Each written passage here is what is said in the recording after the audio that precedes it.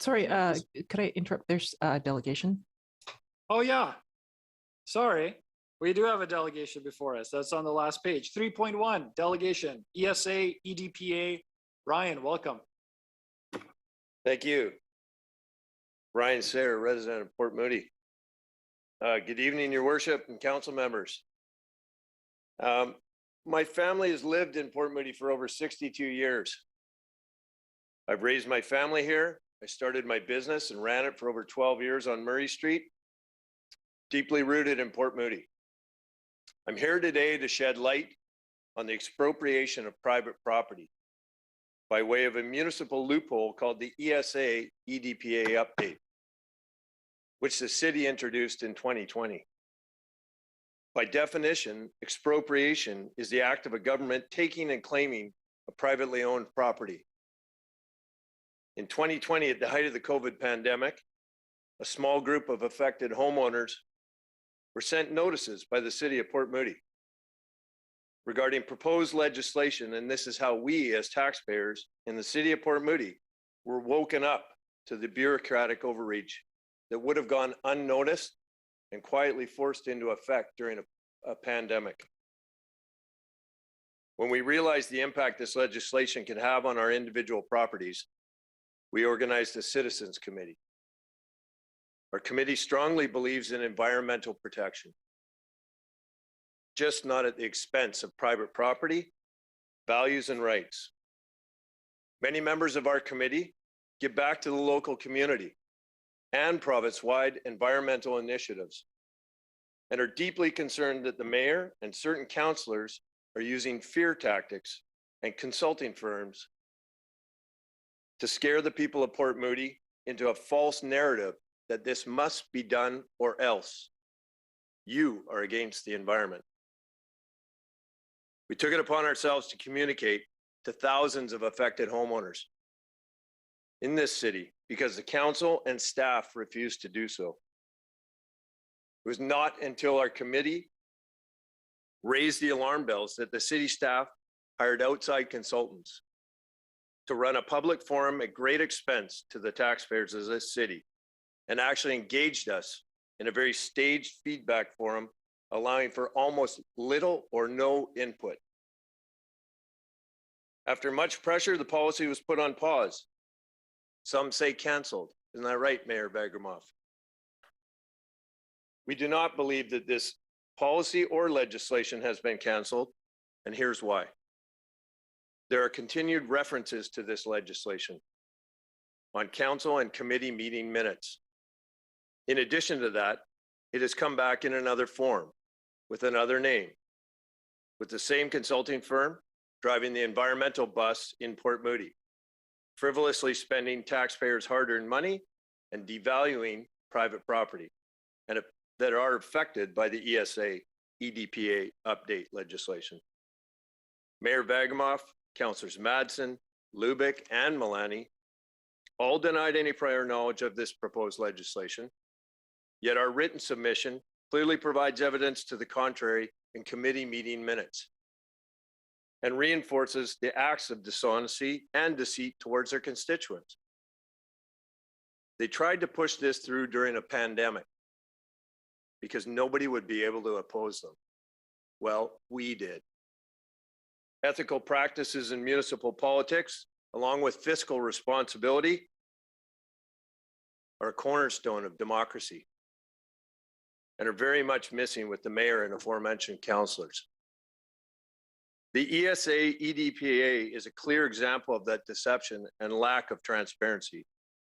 This is nothing more than expropriation of private property disguised as environmental advocacy. So I stand here today representing a group of concerned taxpayers and affected homeowners in the city of Port Moody and demanding the ESA EDPA update or any version be abandoned by the mayor and council. To protect owners from their properties being expropriated by way of a municipal loophole that invokes a legal uncertainty as to the future of the properties affected. So there is no further value erosion causing more financial hardship on affected property owners. I would encourage all interested parties to request a copy of our written submission, which I have here, outlining the timelines of this proposed harmful legislation by emailing us at esaupdateportmoody@gmail.com. esaupdateportmoody, all one word, @gmail.com. I thank you for your time. Thank you. Questions for the delegation? I got a couple. What is the other name that you guys think that the ESA update is being labeled as currently? It's in our written submission, and I'm happy to give you a copy if you'd like. We have a page 11 in the agenda. That's what we have here. I'm not sure what page 11 is. I have a written submission here. I can leave with you if you'd like. What is the name of this? Because you're saying that we renamed it and we're trying to sell it as another name. What is the name of It's that? in the written submission. I'd be happy to give you a copy if you'd like to look at it. Tim, maybe you could grab that. Could you mind just letting us know what that is? It's in our written submission. I'd love for you to read it.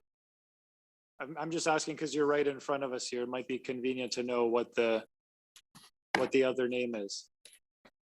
Is it not suffice if you do read our written submission? I'd appreciate it if you would. Okay, I'm just asking you because you're right there. I could read this later, but I'd appreciate to know what the other name that you guys. Yeah, well, I believe, and I think our council, or rather our committee believes that it's the Urban Forestry Management Plan, Okay, also spearheaded by Diamond Head. gotcha. Okay, under the ESA program, I know we've met on this a couple of times. I personally, and I think this is why maybe you called me out by name.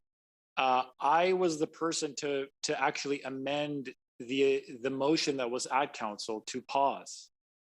And the language that I used in my amendment was to cancel the ESA and EDPA program. Were you guys aware of this? Very much so. Okay. We're very much aware of your words. We're also very aware that it's not been canceled because it's continued on in other council meeting minutes. Supposedly based on your guys's again, in the written submission, I'd refer you back to this written submission that documents that completely. Okay. Thank you. Any other questions from members of council? Seeing none. One last question.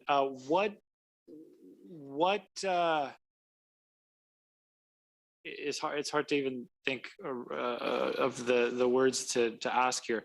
What do you think would be the motive of individual members of council to expropriate property sort of haphazardly, randomly around the city? Haphazardly, I don't think. I think this is very targeted.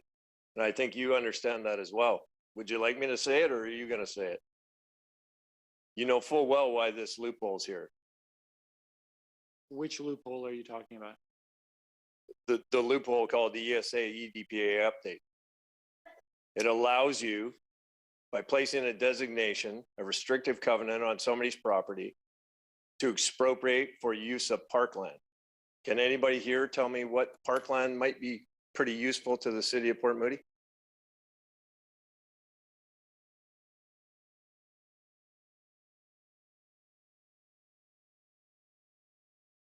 That you might like to expropriate?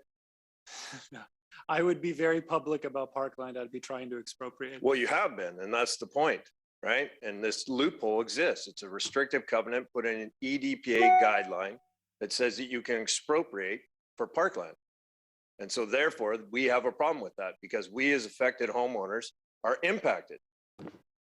And you chose not to tell any of the impacted homeowners. We did, which I've described in my written submission as well as my speech. And there's a large swath of land that is impacted even greater than individual families and individual homeowners that you know full well what I'm referring to. I know full well of almost nothing you're referring to. I would say that I think your group in general and in the past when we have met with staff, I think that your group has several facts that are incorrect. and many concerns around the ESA EDPA process that I shared, which is why I was in full support of canceling that program. So thank you for your input.